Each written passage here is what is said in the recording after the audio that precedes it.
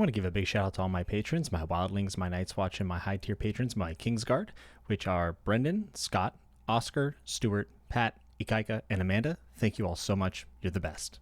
Hello, everyone, and welcome back to the Fantasy Network. I am, of course, Jimmy Nuts, and it's a book tag time, and it's the mid-year freakout tag, which I don't know if I necessarily would use the word freak out, but I'm excited to talk about what I have read this year. It's been pretty good. Can't believe we're through the halfway point already. I was tagged by Alex Nevaez, who is one of my very best friends here on BookTube, and is an amazing guy. So thank you, Alex, for the tag. And without further ado, let's jump right in. Number one, the best book I've read so far in 2021. It's like a four-way tie, all of Rob and Hobb books. And also there's a Tad Williams book I would probably throw into the mix. But I think if I had to pick one today that I have completed, it would be Fool's Fate, the third entry into the Tawny Man trilogy. I am about halfway, a little over halfway through Assassin's Fate, and I think that is quickly going to take the spot of the best book of the year.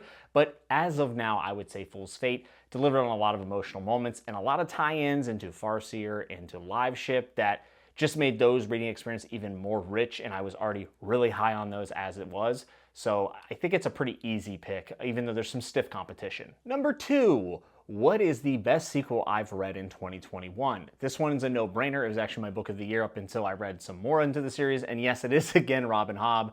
I promise there'll be other books on here that aren't just Rob and Hobb, but when you read 16 books in a year from one author, that tends to be what dominates your list if it was good.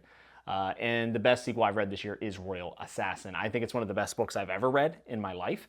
It's one of the books that made me genuinely emotional, and I've thought about that book more than probably any other book I've read this year. Number three is a new release that is out, but I haven't got a chance to read yet. And there's been a lot of cool books released this year. But I think my pick's gotta go to The Jasmine Throne by Tasha Suri. I think it's The Burning Kingdoms is the series. It's book one. Rhythma actually ended up reading it, really enjoying it. And then the more I looked into it, I said, this kind of sounds interesting. It's like Indian-based fantasy or inspired by Indian history and culture, which I think is really neat.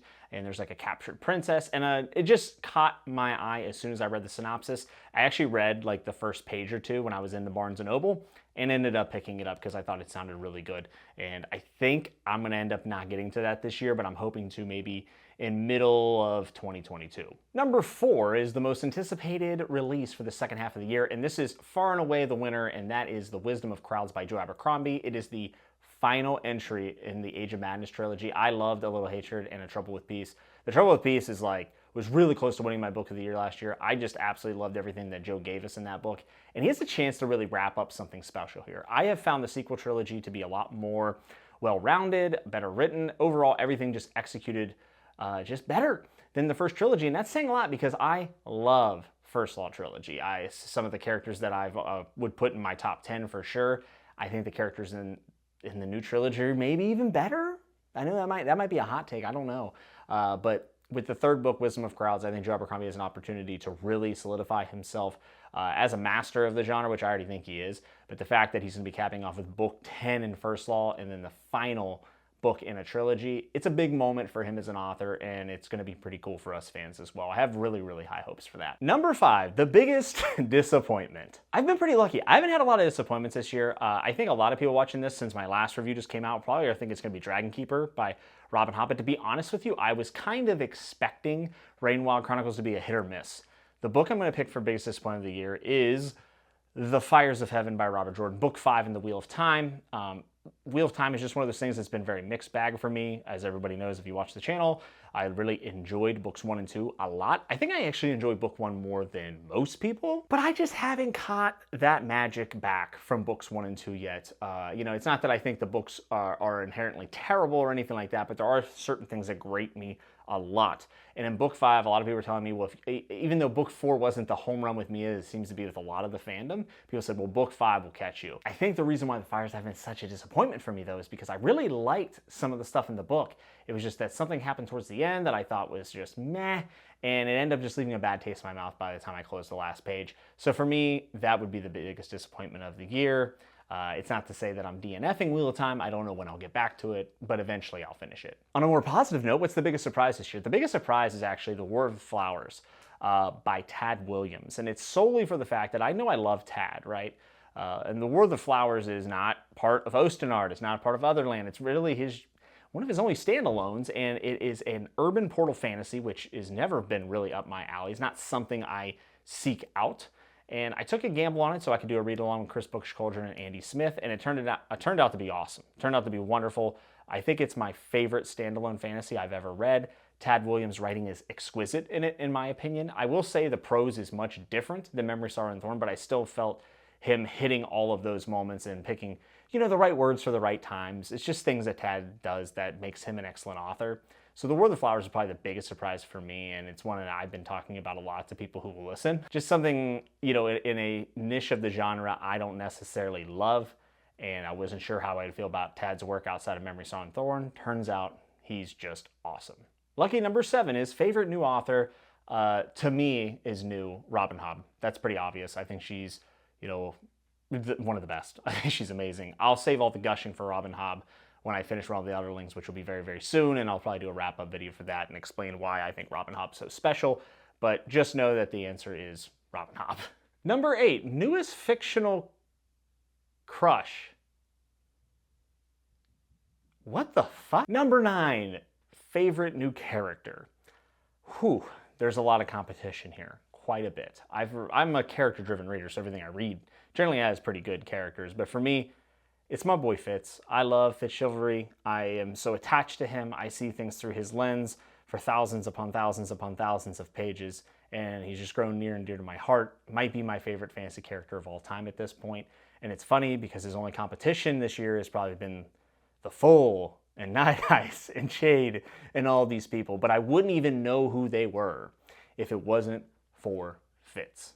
Number 10, a book that made me cry. I've been choked up quite a few times during Realm of the Elderlings. Not ashamed to admit it, don't really care. But I think Royal Assassin was the one where tears were streaming down my face, and I was really close today. Reading a portion of Assassin's Fate, about halfway through, I got choked up. I've been choked up a lot of times. Fool's Errand is another one that really rocked me. Realm of the Elderlings is just an emotional sucker punch as it is, but I'll say Royal Assassin for this, and that book will always stick out in my mind for the genuine emotion that it evoked in me as a reader, and it's something that I hope other people get to experience. Even though it's horrendously sad, it is well crafted and one of the more brilliant books I've read. Number 12 is the most beautiful book that I received or bought this year, and it was really close, not really. I was going to say the Farseer trilogy, the illustrated edition, they're really nice, but guys, come on. The Way of Kings, can you see that? I mean, these are ridiculous. It's The Way of Kings, Kickstarter, leatherbounds. I mean, it doesn't really get any better than this. You know how much of a Song of Ice and Fire stan I am, and my Folio Society Game of Thrones is an amazing book, one of the best books I've ever seen. This Way of Kings leatherbound edition from the Kickstarter is out of this world. The quality is absurd. The care that they put into it, the binding, everything about it is S tier, and I will do all of the Stormlight leatherbounds from here on out. Even if they do Edge Dancer, I'll even buy Edge Dancer in leatherback if they do it, because this work is just exquisite. And number 13 is books that I need to finish by the end of the year. And this one's quite simple because there's still some books on my list for my 2021 must read that I need to get done. And those are as follows. The Red Rising trilogy, which my patrons have voted on. If you're in the second tier or above on my patron, you get to vote on my TBR. I kind of give you choices and then you order them. It's pretty cool. But they chose Red Rising, unless if a bunch of people join before I get to it and vote the other way. So we have Red Rising trilogy. I'm probably just going to do the first trilogy and do the sequel trilogy next year. And then we have Gardens of the Moon. I would like to do the first 3 books in Malazan, but I'm for sure doing Gardens of the Moon at least this year and then continuing on. I'll give myself the first 3 to really get through it and see how I like it. The other ones are Dune by Frank Herbert. Pretty important, I would say, in the sci-fi world. Been kind of working my way through, so that'll be great. After that, we have Brian Lee Durfee's trilogy. It's not finished yet. Book 3 is about to come out, I think early 2022, if I'm not mistaken. But that is The Forgetting Moon and the 5 Warrior Angels. This is a series that I am anticipating to be not only 5 stars, but I have a feeling I'm going to just be gushing about it because of the things that are covered in it. And I've heard so many things about how well Brian Lee Durfee writes, and I just think that that's going to be a hit with me. I have a feeling. And I think the last thing I have to get to for sure this year is Prince of Nothing by Scott R. Baker. I think that that is going to be an interesting read. I've heard it's pretty heavy, but on top of that, I've also heard it's really well done. I have some people I know that have been reading it recently and are really enjoying it, and I'm pumped to get to that. I don't know when that'll be. It might be towards the end of the year, but that is going to fit in 2020, and at least I'll get started with it.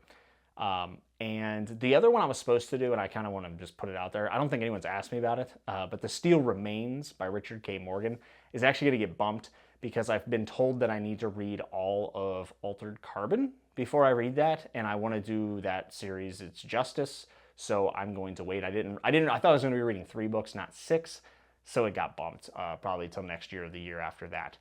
But that's all that I have left to read for this year, and you know, it's no small feat. Those are some pretty thick books for sure. And that's the mid-year book freakout tag or whatever it's called. But I like having this like semi-annual update, and then we'll see where we're at the end of the year and see what's taken place. You know, if we're going to do the year in awards, where some of these fall, and then all the stuff I still have to read. It's going to be exciting, but thanks for checking this out. If you want to tag yourself in this, if you're a booktuber, go ahead and do it. Or if you just want to fill it out as someone that's watching, go down in the comments and just fill out to each answers. I'll copy and paste all the questions down below if you want to fill it out and put it in the comments. That's totally cool. Thank you so much for watching. I really appreciate it. And if you enjoyed the video, hit like and subscribe. I could do more book tags if you want. Just let me know. And you could even recommend me book tags if you've seen some that you'd like me to do. I'm always down for that. The Patreon's in the description if you want to support the channel in that way. Totally optional, but I always appreciate it. And thank you so much to all my patrons. Till I see you next time, be good, be safe. And remember to always keep turning the page.